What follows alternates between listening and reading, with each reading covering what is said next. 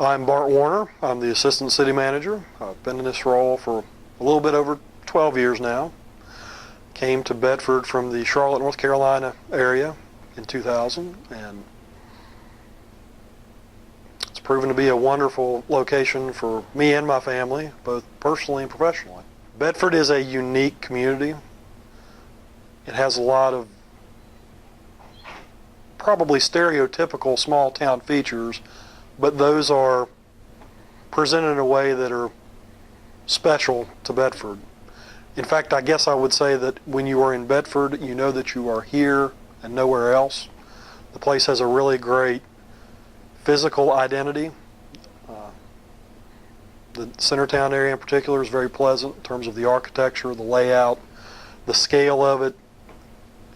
You're likely to encounter friends and neighbors on the sidewalks as well as visitors from out of town. What we find in a lot of cases is that the visitors become residents just because they become enamored of the quality of life here and the charm, and that relates as much to the people as it does to the buildings and to the physical setting. The fact that we are at the foot of the Blue Ridge Mountains is a great thing. I mean, growing up in the mountains myself, farther back in, I found that I can't really live in flat places myself, so moving back up here and being able to look out and see mountains every day is a nice thing. Being as close to the lake as we are is also good. Living in a small town itself is nice. Having access to bigger city amenities is also nice. If we don't have it here, you can find it within a reasonably short drive. Folks who might be concerned moving here from larger areas, I would try to kind of put their minds at ease that they're not really sacrificing much, and the benefits that they're getting are much better. I mean, small town life is kind of its own metaphor, but Bedford is just a really charming place in which to live. It's a fantastic place in which to raise a family. It's a very safe community.